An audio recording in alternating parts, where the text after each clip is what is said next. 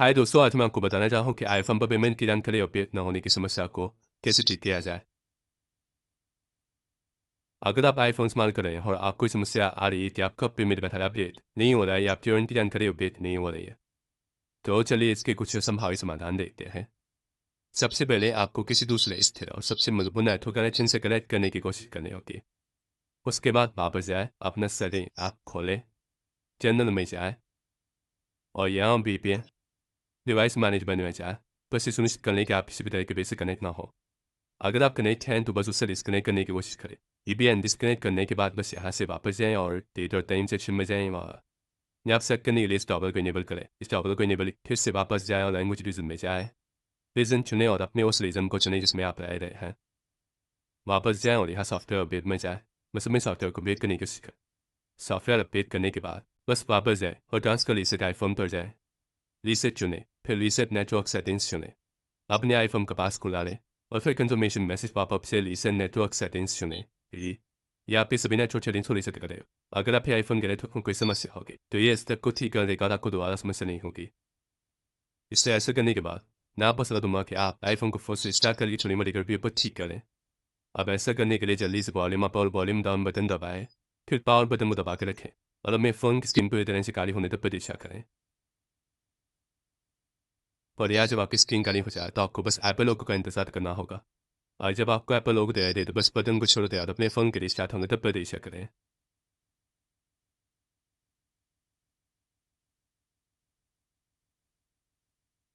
Reset करने के बाद बस अपने फ़ोन को अनलॉक करें।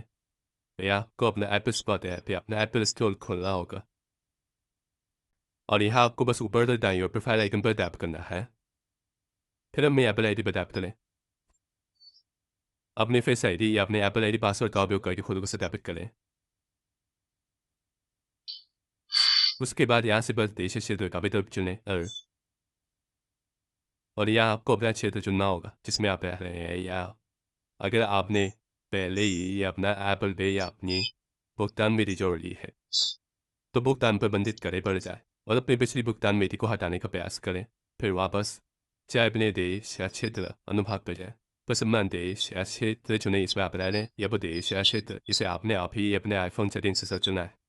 तो मान लीजिए कि मैं ऐसे से चुनने जा रहा हूँ। फिर जारी रखें विकल्प पर टैप करें और फिर ऊपर दाईं ओर सेम पर टैप करें। अब आपको अपनी भुगतान विधि जोड़नी होगी। आप उसी भुगतान विधि को फिर से जोड़ सकते हैं या आप एक अलग भुगतान विधि जोड़ने का भी प्रयास कर सकते हैं। अपना बिलिंग पता, अपना फ़ोन नंबर, फिर अपना नाम जोड़ें और इन सब के बाद उस ऊपर दाईं ओर स्थित लॉगिन पर टैप करें और आपकी भुगतान विधि अपडेट हो जाएगी।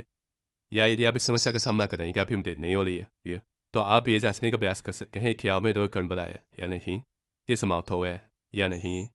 यदि आप देख सकते हैं कि आपका कार्य समाप्त हो गया है तो कार्ड इंश्योर से जुड़ने की कोशिश करें या फिर आप आधिकारिक मदद पाने के लिए एप्पल सपोर्ट टीम से भी संपर्क कर सकते हैं। अब ऐसा करने की बस अपना एप्पल सपोर्ट ऐप खोलें। आप इस ऐप को मेल सोर्स आसानी से इंस्टॉल कर सकते हैं। आप एप्पल सपोर्ट ऐप का इस्तेमाल कर सकते हैं। यहाँ से आईफोन चुनें, सब्सक्रिप्शन और खरीदारी चुनें, फिर अपडेट पेमेंट मेथड चुनें और यहाँ बस लोड होने का इंतजार करें और फिर एड मेथड पर टैप करें। फिर कॉलर्स पर टैप करें। उसके बाद आपको एक फ़ोन नंबर मिलेगा। जब भी आप बात करना चाहें तो आपको बस ये फ़ोन नंबर डायल करना होगा और आप एप्पल सपोर्ट टीम के सदस्य से जुड़ जाएंगे। हाँ, आप अपनी समस्या के बारे में चर्चा कर सकते हैं, वहाँ से मदद ले सकते हैं। उसके बाद आपकी समस्या ठीक हो जाएगी।